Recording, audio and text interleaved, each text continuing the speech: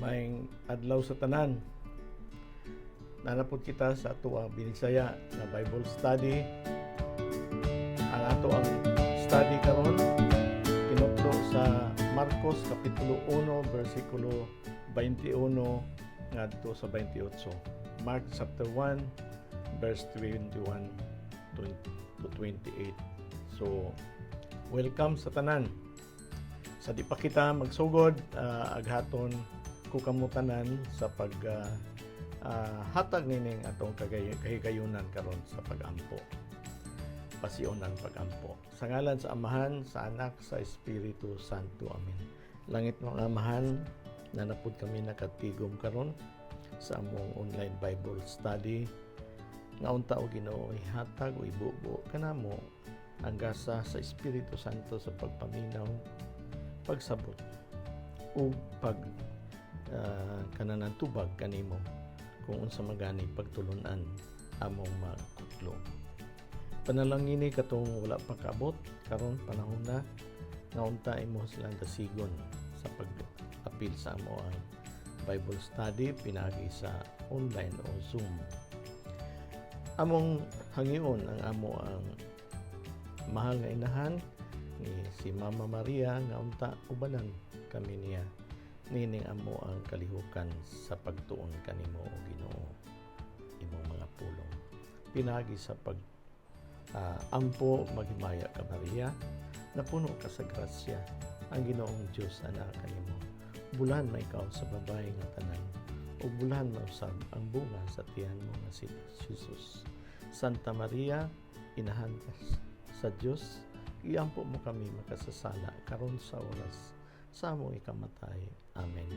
O glory be to the Father, to the Son, and to the Holy Spirit, as it was in the beginning, is now, and ever shall be, world without end. Amen. Sa ngalan sa Amahan, sa Anak, sa Espiritu Santo. Amen. So may adlaw sa tanan, o welcome sa tanan. So sa ato ang pagsugod atong basahon ang Ebanghelyo ni Marcos kapitulo 1 bersikulo 21 hangtod sa 28. They went into Capernaum, and immediately on the Sabbath day he entered into the synagogue and taught. They were astonished at his teaching, for he taught them having authority, and not as the scribes. Immediately, there was in the synagogue a man with an unclean spirit, and he cried out, saying, what do we have to do with you, Jesus, you Nazarene?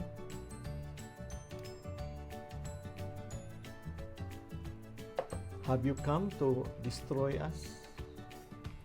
I know you were who you are, the Holy One of God. Jesus rebuked him, saying, be quiet and come out of him. The unclean spirit convulsing him and crying with a loud voice came out of him. They were all amazed, so they questioned among themselves, saying, what is this? A new teaching? For with authority he commands even the unclean spirits, and they obey him. The report of him went out immediately everywhere into all region of Galilee and its surrounding area. So, mga igsoon, naka-observe ba mo o maminaw mo o speaker, imbitahon mo o seminar o conference ba karon o pagtulunan ba karon kasagara, no? Usually ang atong pangutana kinsa may speaker. Dahil pag humana na mo din na siya speaker, doktor di ay taga-asa man na siya ay taga Cebu di ay unsa man iyang experience, no? Asa man na siya connected, daghang kaayo, no? Ang mga kanang sa tawag ini pangutana, no? Nakadumdum ko sa usa ka kanang istorya. Gibitar siya sa speaker sa usa ka dako nga konferensya sa mga coordinator sa kanang mamumulong sa simbahan, no? So pila may istorya kanana istorya siya, no? Maghatag siya pagpakatawa na sa katiguang diha sa kuan atubangan yun. Kanunay lang yung kapakpak ang mga tao, dili ka pamakpak. Kato ra gyud siyang tiguang nga pamakpak, no? Usay pakpak ang tiguang dahil mosunod na lang dahil ng uban. Hanto na human ang iyang istorya niya, medyo ra ba na overtime kay na taas, no? Sa laktod pagka-istorya, paghuman, daghan yung bulong-bulong nga sa bato doktor na to. Sa bato nga grabe magayo ang iyang experience, grabe magayo ang credential. Sa bato ka daay ba nga kuan? Kalaay ba nga kanana ang speaker ato? Mingaw man o wala may lamit to yung mga kanang pang istorya. Apan paghuman yun yung istorya, standing ovation pa katong tiguang pakpak gyud og may ang tiguang ni sunod na puro uban, no? Agi og pagrespeto na lang. Pag humana na kila may istorya, may usa ka reporter nga intriga gyud siya. Kinsa man ni ang tiguang kanana ang kitaw ini. Grabe magiging pakpak ang uban wa man ganahe. Pangutan siya, Mrs. or Ma'am, kanana ang giganahan yung ka sa kanang istorya sa speaker kay grabe maging pakpak niya, no? Grabe yun ang pakpak. Siya nga naman, unsa may rason, nga nung imo maging siyang ipakpak ang umay. Nga naman, siya nga, kinsa may diligod mo pakpak niya, no? Kahibalo man ko sa iyang kaagi, kahibalo ko sa iyang credential, kahibalo ko tanan, asak siya gikan, iyang kalisod, iyang struggle, iyang pagbangon, ining kinabuhi. Lagi si kanana ang credibility sa ako, no? Unya nga naman, gawas niya na, siya nga, gawas niya na, ako siyang anak. Ako siyang anak. Sa ato ang ebanghelyo karon pagtulunan karon, no? It talks about authority. Ang otoridad ni Jesus sa pag-istorya gi-question sa mga scribes, gi-question sa mga pangulo, sa mga kaparian ng mga Hudyo, no? Scribes mo man ang translate sa kanana ang scripture. So karong reading sa Sunday or Gospel karong Sunday, nagahisgot kani sa usa ka tawo, one person who speaks with authority. So kay balo na tao kinsa na siya mo si Jesus, no? So sa first reading sa book of Deuteronomy chapter 18 verse 15 to 20, no? Diri si Moses, siya ang pinaka-influential na tao sa Old Testament, nagtudlo sa iyang mga sumusunod, mga Hudyo, no? Mao ang pagtudlo niya, preparasyon sa future dito sa Promised Land. Kung unsaon nila, how they will conduct themselves in matters of faith and morals when they finally enter the Promised Land. He promised that God will send a great person, a prophet like himself, no? is a prophet like himself, a model, speaks to his people with moral authority for God. No? But for Jesus, he speaks to his people because he is God. No?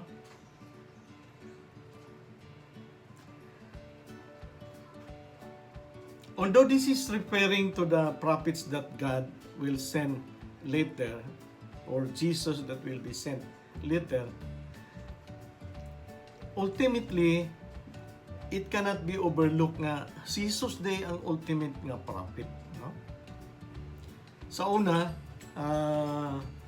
gisgutan ni siya kay si Moses man ang primerong kananaang propeta, no? The first prophet.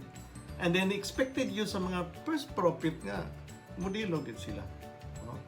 Modelo gid sila. Sila gid ang kanang hangdon sa mga katawhan. O kuan yun sila, consistent sila sa ilahang ginaistorya. No? So, in Psalm chapter 95 verse 1 to 9, this is a meditation on the events of the Israelites wandering, no, in the desert.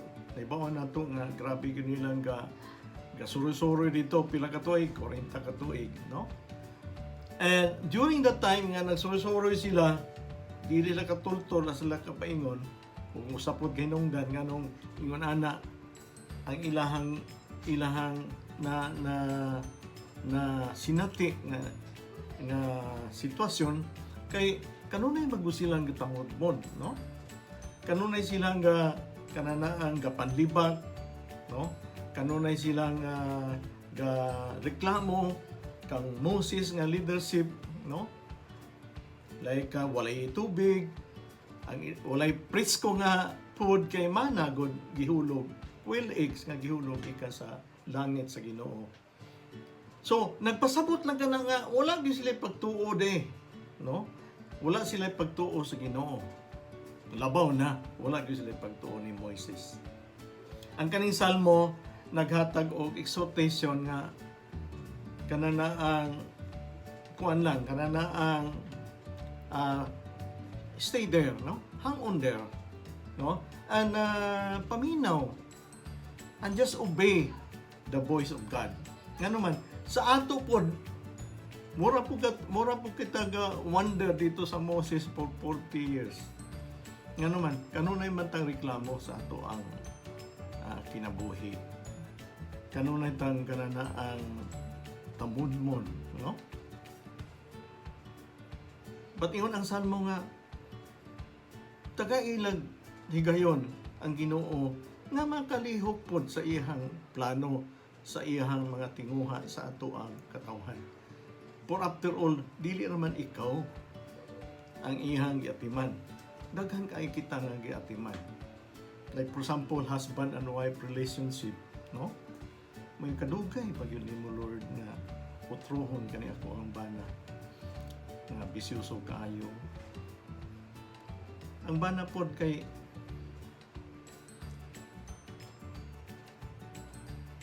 nagampo po siya nga kaus abot taon ko Lord nga pagkaundang sa akong bisyo.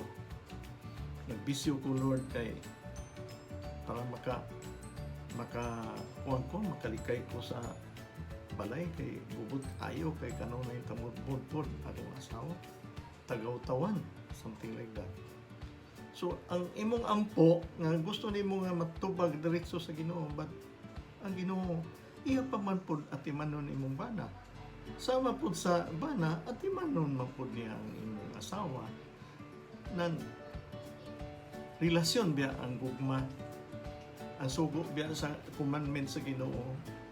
Sa relasyon dili biya gyud nga kinahanglanon nga ato na dali-dalion ang relasyon, kinahanglan masabtan nato ngano man mag-usap ta sa atong kaugalingon, ngano magpailog man ta, magpasinsya man ta, ngano kita naman ang giboy sa atong relasyon, no? Relasyon sa atong isikatawo, Lord, kano sa man siya mobayad sa utang, kano sa man siya mausab, ngano man akong boss ang ani. Otherwise, ang bottom line na di kita malipay sa ato ang kinabuhi. Kanunay lagi tang gamuro. Kana bitaw wala gyud tay kana na ang kahimutan sa ato ang palibot, no? Make use of your whatever situation gihatag sa Ginoo. Kaya siya nga ang salmo ingon siya nga paminawa ang voice sa Ginoo. Sa may voice sa Ginoo, sa may tingog sa Ginoo. Nga sila Moses nagwander sa sa desierto. Ang tingog sa Ginoo siya pasensya lang kaya ako nang giatiman. Sama sa mga Moses nga mga katawhan ay namong reklamo kay unsa may presko nga isda diri sa desierto. Unsa may presko diri nga karne diri sa desierto. Ang init magayo. Paabot lang nga moabot na mo sa inyohang padulungan kasulbaran sa iyong problema diha sa promise land. So, wala tuhoy sa mga Israelites si Moises nga kanunay nga panudlo sa ila kay 40 years nagwander sa desert, reklamo ilang mga hinanakit o uban pa. Si Moses po, iya pong gitagaan o kanang higayonan nga magtudlo po siya kay pag-abot sa ilahang kuan kana na ang destinasyon sa promised land. Basig maurag gyapon ni mga batasana, no? Para sa ato mabot na ang Ginoo sa iyahang pag-abot sa second coming ug maurag gyapon tong batasan. Abot lang og mo qualify bata. So, importante kayo ang mensahe sa Salmo, no? Kanang atong pag-ampo yung atong pag-ampo, Lord. Tagay kong igo pasensya noon sa COVID-19, no? Sama ra gyapon sa ato ang relasyon sa ato ang isikatawo. Tagay kong pasensya ng Lord nga makasabot ko o makakooperar ko sa imo, Lord. No? Kay moabot na gyud ang panahon nga mahuman ka na gyud tanan. So, sa ikaduhang pagbasa, no? Second reading is from the first letter of Paul to the Corinthians, Kapitulo 7, versikulo 32, no? Ngadto sa 35. Actually, this is a continuation sa kang Pablo nga sulat atong niaging simanaha, no? Muna iyahang continuation sa iyahang kananaang readings, no?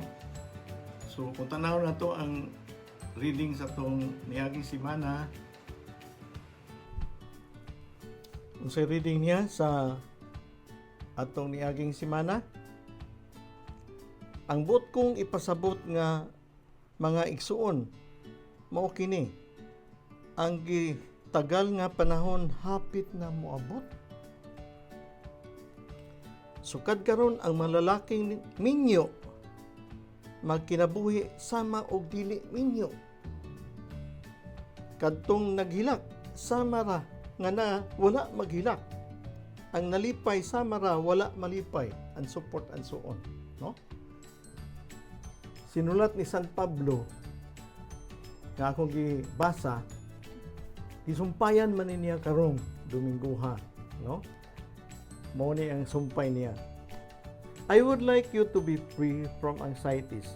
He who is not married is concerned about the things of the Lord and how to please the Lord. No? While he who is married is taken up with the things of the world and how to please his wife, and he is divided in his interest. No? So, kato ko noong kuwan, katuntuan dili minyo, of course, ang iyahang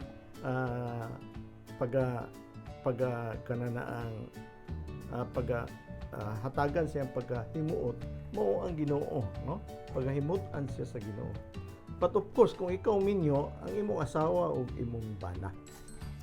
This is an undivided division, which is the continuation of marriage and virginity of last week readings, no?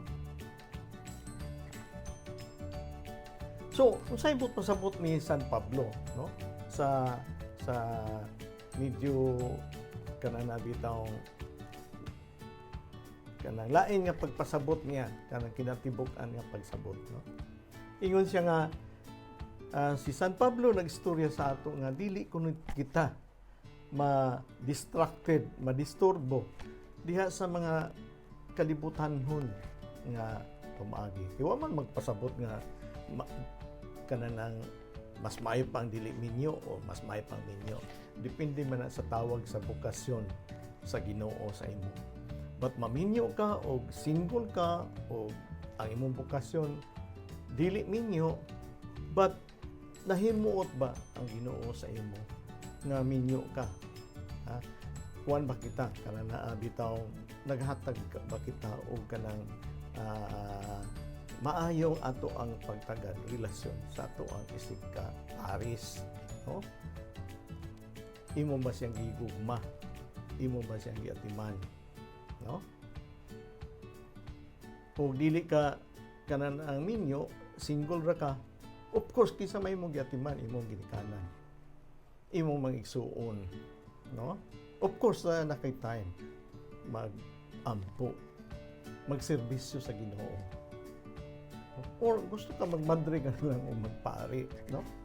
So muna ang pasabot sa Ginoo nga undivided nga attention. Kung gusto kag minyo, kung gusto kag single, dilingon nga uy, minyo man ko pero gusto man ko og single.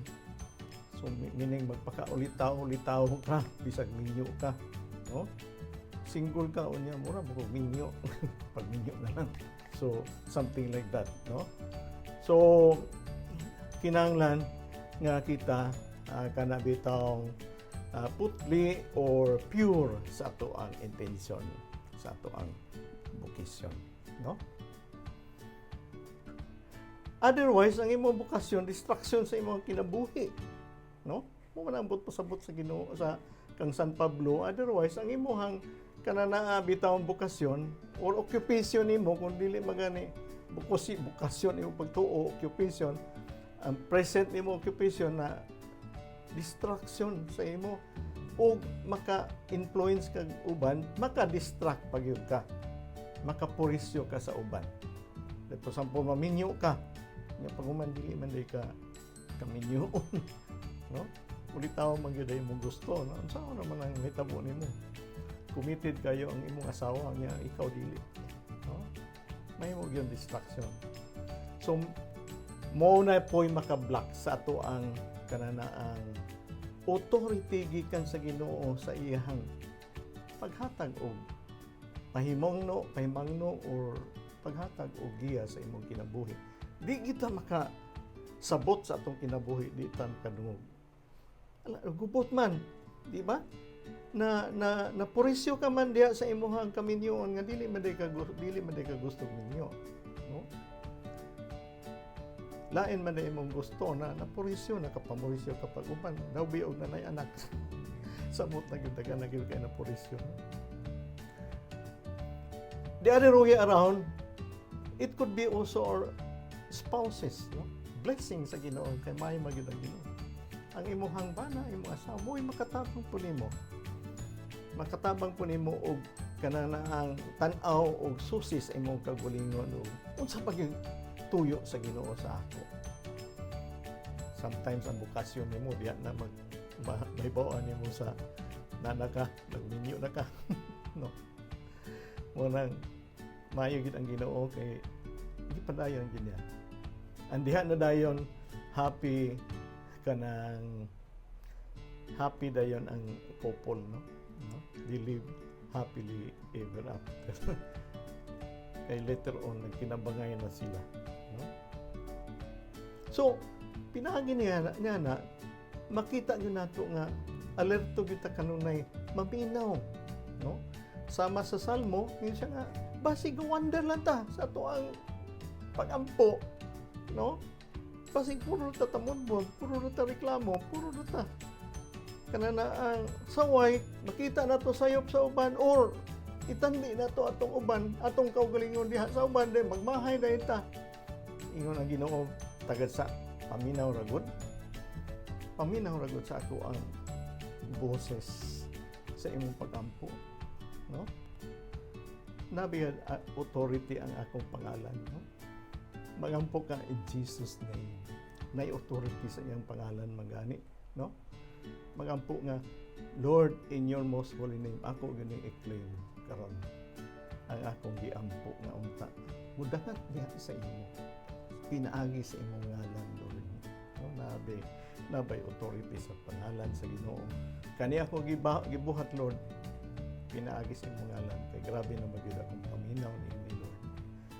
So karon ako na gyud padayag diha sa imo. Pinaagi sa imong ngalan, Lord. Diha sa pag-ampo. We should hear the voice of God. Bisan unsa ang imong bukasyon. Moto ta sa gospel in Mark chapter 1 verse 21 to 28, no? The authority of Jesus. Ngani nabasa naman nato ang gospel ganiha. So, ako lang gipili ang iyang mga conversation ba. Have you come to destroy us? I know you are who you are, the Holy One of God. Jesus rebuked him, saying, "Be quiet and come out of him." The unclean spirit, convulsing him and crying with a loud voice, came out of him. No? Be quiet and come out of him. Mabitaw usahay, kanang bitaw na makita nato sa pag-ampo na dili na makakonsentrate. At the same time na ay mga distraction. Kaya atong buhaton ka. Sama sa akong istorya kaniya. In your most holy name, Lord. Akong i-purify akong kasing-kasing unang-una karon nga makakonsentrate ko sa ato ang conversation. In your most holy name, i-claim mo sa Ginoo. Mamura be quiet because Jesus, Jesus iyang rebuke, gibadlong ang Satanas, no? Be quiet, no? Ganiha atong istoryahan dito ka Moses, authority niya magtudlo, authority niya as the first prophet to tell the people about God and His promised salvation, and also sustaining them with the covenant of God. Nga ilang gihimo dito sa Mount Sinai, nga nagwander sila sa desert, nakahimo ra gyud sila kasabutan sa Ginoo, no? Authority hangtod diha sa pag-drive out sa mga demonyo, no? Mga ga-block o kanana nagsamok-samok sa ato ang paglakat, pagpuyo nining kinabuhian. Authority, unlike the scribes, mga scribes sa Hudyo, no? Jesus teaches with personal authority. His authority is based neither on his credential for his ability to cite precedents, but on the Spirit that descended on him at his baptism. Jesus is the Son of God, and his authority comes from God, and differs from the scribes in his eschatological power. So may pasabot ini. Ang scribes magod kanana ang tighubad sa balaod, dili tighubad sa balaang kasulatan, no, sa scripture. Kani mga scribes tinahod yun nila kaayo sa mga Hudyo, no? Nganuman ang ilahang ang ilahang kanana ang paghubad sa scripture mo kani yung nani ang ilang paghubad ang sana mao ni ang hubad na mo karon kay mao ni ang giistorya ni so and so sa ilang mga katigwangan, mao ni ang istorya ni so and so nga credible siya kaayo, mao ni ang mong hubad sa balaod, meaning ingon siya the ability to cite precedents. Maayo kay na sila mo cite sa mga precedents unsa may kanini ang scripture karon nga kung unsa may precedent ani unsa may gibuhat nato sa una. So mao gyapon atong buhaton. Kung mahimo dili na magbuhat o kanang mag-translate or maghubad sa bag-o unsay precedents, no? Dili sa pinaagi sa Espiritu pinaagi sa kananaang authority gikan sa Ginoo. Sama ni Jesus, "This is my beloved Son, in whom I am well pleased." Na siya'y authority gikan sa Ginoo, no? Diha nag-differ sa mga scribes o sa mga Hudyo kay naman siya eschatological power, no? Asa padulong ni ang akong authority. Ang akong authority og maminaw kamo paingon ni sa kapasayloan sa sala o kaluwasan sa ato ang kasalanan o sa atong kalag. Eschatological, in time, second coming of Jesus. No? I don't think so nga ang kanang mga scribes nagtudloan na. Otherwise, si Jesus bitaw nagtudlo niya na, blasphemous man siya. Gi-charge man siya blasphemy, no? So, si Jesus mismo sa iyang mission na duha ka aspekto nga mission day ni Jesus, no? Duha ka aspeto sa iyang mission. He came to teach us and to overcome evil that restores freedom and conscience, no? And to prove with his powerful miracle. And it was demonstrated here, no? No? Authority to teach. Sige po ni Moses, no? Authority coming from God. No? Jesus is teaching always at the synagogue. Kung sa iya buhat niya, teaching the synagogue. After that, he heals the sick, the crippled, he feeds the hungry, and casting out demons. No? Muna siya ang duha ka aspeto sa mission sa ato ang Ginoo, no? Jesus came to teach with authority, the authority of God, something new and refreshing to the soul. Because during that time, wala pa si Jesus. Kung yung ana ang hubad sa scribe sa ilahang balaod o sa ilahang kananaang scripture, no? Sa ilang scripture may tawag nila sa ilahang kanang word of God, no? Dili man Biblia. Ang Biblia, the Bible is only during the New Testament.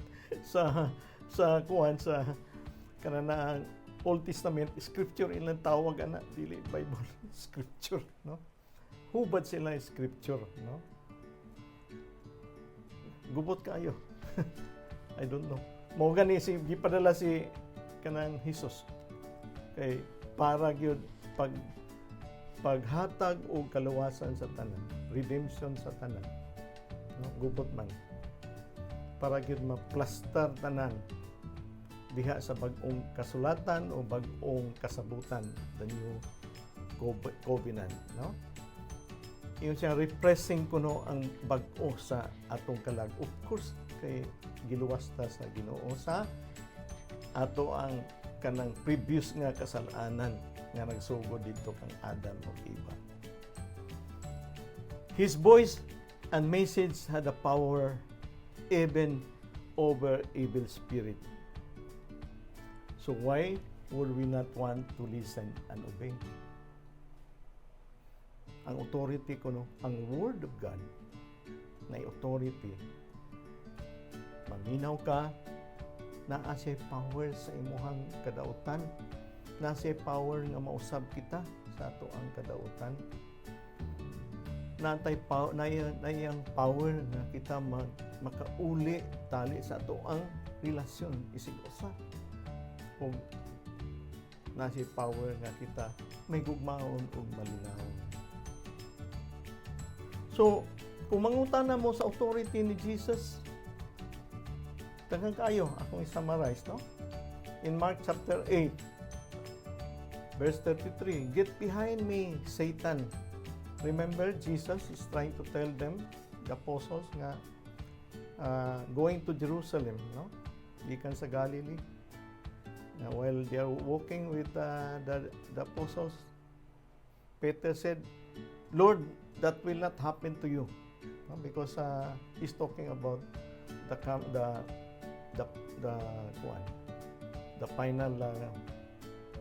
final situation where Jesus will be handed over to the Jews, and he will meet his passion and death.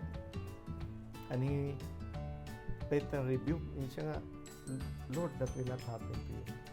But yun siya, get behind me, Satan. Because sometimes ang ato ang mga plano, no? Plano sa Ginoo sa ato. No?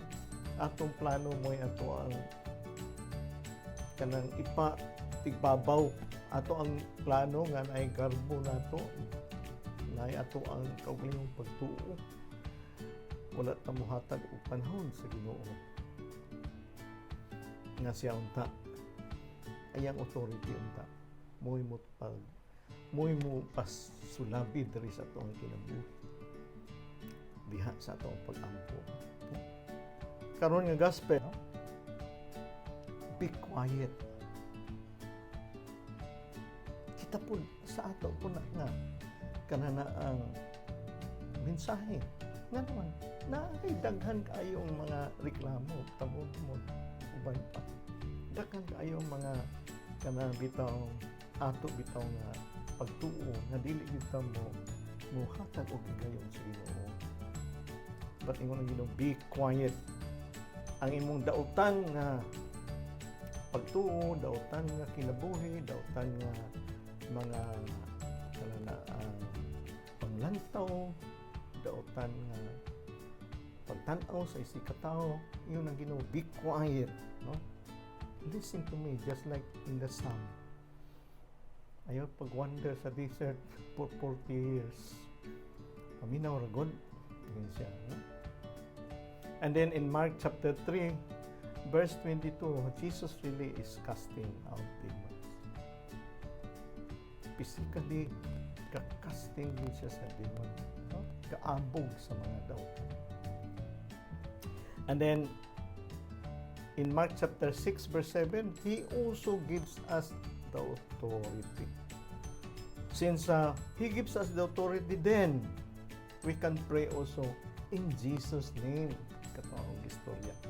By the authority of Jesus, in Jesus' name, we can drive out demons.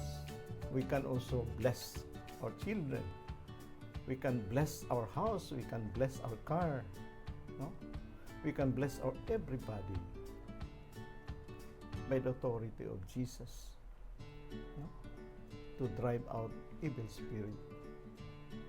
And then He gives us order, gives order to the devil to obey. In Mark chapter 1 verse 27, no? He obey. Get out from here. No? Get out. Get out from here. Do not disturb, do not try to distract the people of God, to distract this family, these children of mine. Get away from them.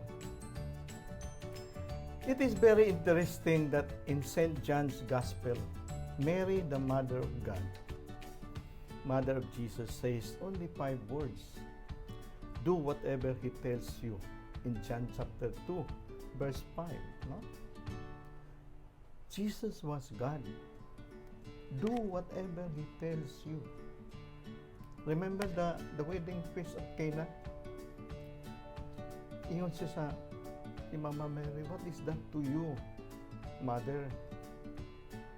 Nang nabalaka man ka nga wala na bino. Diba? My time has not yet come. But you know, karana ang Mama Mary initiated, no? Initiated to fill the jars. And then also tell the servants, do whatever He tells you. And it is also addressed to us. The Blessed Mother is really the one kananang helping us in this journey towards the eschatological end time, the second coming, the journey of this life, very difficult man. Nga mo qualify ta sa kinabuhi dayon. But Mama Mary is there helping us always. No? And He's telling us always, do whatever He tells you. What is God? What is Jesus telling us today? He has authority over our lives. He has authority in all aspects of our life. He has authority in teaching us, guiding us, leading us. He has authority and extended to the clergy, to the priests, to our children, to our parents, no? While He gives us authority also to other people, to our office workers, to our office mates, to our children, our family. That is why it's good for us really to show it to our children, the authority of Jesus. When they are sick, you pray over them. And when they get well, then you thank the Lord for the authority that is given to you. And it really matters that God answers those prayers. And as a witness to your children, and your children also will believe God. No? Jesus was God. Whatever He said was an important message, and whatever we hear it, even today, we should not harden our hearts and turn away. No? Give God a chance. Especially in this pandemic time, many people are discouraged.